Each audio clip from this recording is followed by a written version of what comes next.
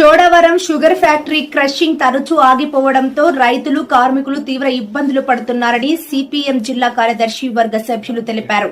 రాష్ట్రంలో సహకార రంగంలో నడుస్తున్న ఏకైక షుగర్ ఫ్యాక్టరీని ప్రభుత్వాలు ఆదుకోవడంతో ఈ ఫ్యాక్టరీ భవిష్యత్తు కూడా ప్రశ్నార్థకంగా మారిందన్నారు.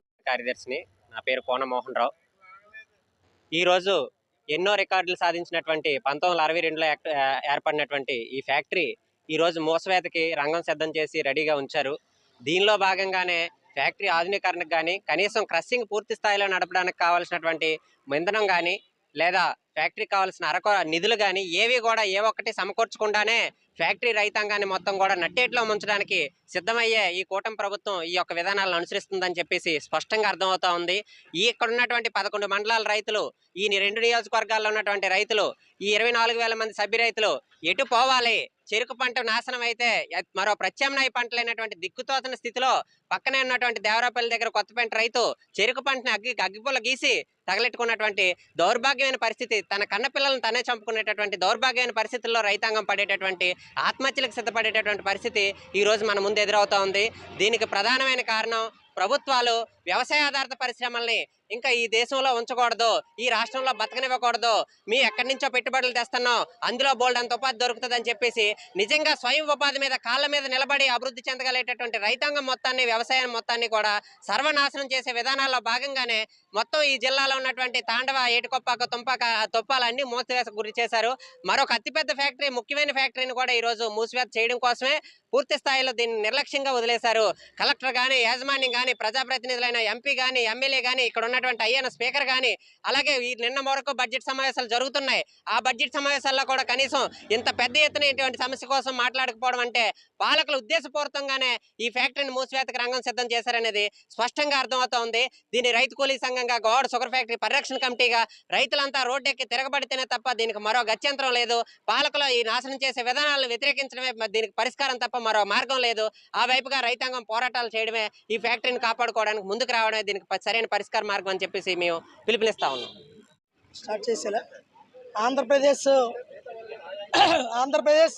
అనకాపల్లి జిల్లా రైతు సంఘం ప్రధాన కార్యదర్శి రెడ్డిపల్లి అప్పలరాజు.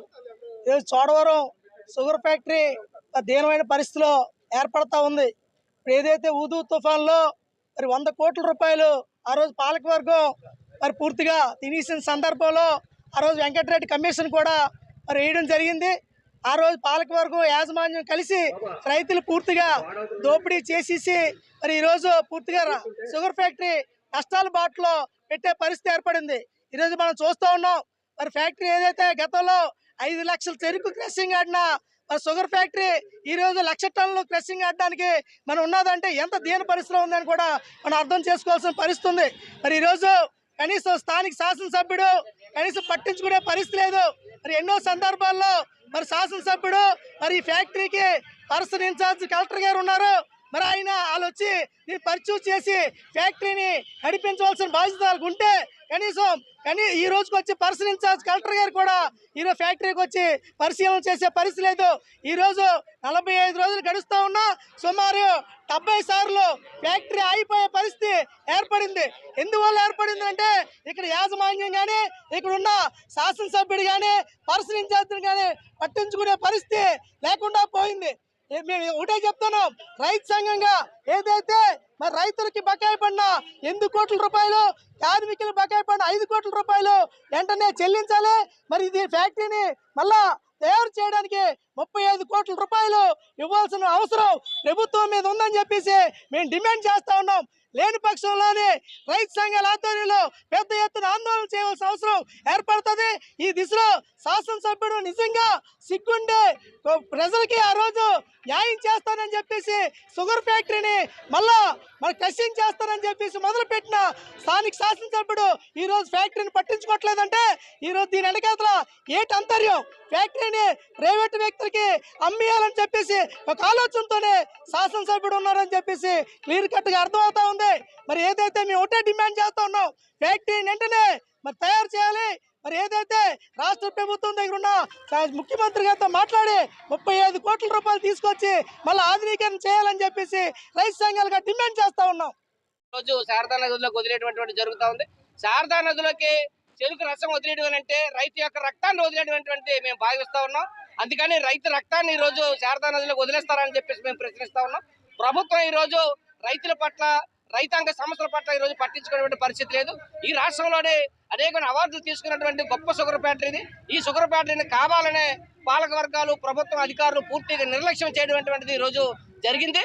కాబట్టి తక్షణ సాయం కింద 35 కోట్ల రూపాయలు ప్రభుత్వం వెంటనే మంజూరు చేసి రైతు కార్మికుల బకాయిలు వెంటనే చెల్లించాలని చెప్పేసి, అదే విధంగా రాష్ట్రంలో ఉన్నటువంటి షుగర్ ఫ్యాక్టరీలు ఇది కూడా తిరగట్లేదు కాబట్టి ఈ షుగర్ ఫ్యాక్టరీ ఆధునీకరణకి 350 కోట్లు కేటాయించి ఈ షుగర్ ఫ్యాక్టరీని ఆధునీకరించాలని చెప్పేసి మేము డిమాండ్ చేస్తా ఉన్నాం. ఇప్పటికే అనేకటువంటి ప్రాంతాల్లో రైతాంగం ఈ రోజు చెరుక్కే ఈ రోజు ఒక రైతు కొత్తపేటలో అగ్గెట్టుకున్నటువంటి పరిస్థితి ఈ రోజు కనిపిస్తా ఉంది. అందుకని ఇటువంటి పరిస్థితులు రాకుండా, రైతులు ఆత్మహత్యలు చేసుకోకుండా చెరుకుని సక్రమంగా వేసుకొని వాళ్ళ పేమెంట్లు సక్రమంగా చెల్లించి ఎట్లా తక్షణ సాయం కింద నిధులు మంజూరు చేయాలని చెప్పేసి ఇక్కడ ఆందోళన జరుగుతూ ఉంది. ఈ ఆందోళన కానీ పట్టించుకుని ఎట్లా పరిష్కారం చేయకపోతే మరిన్ని ఉద్యమాలు జరుగుతాయి.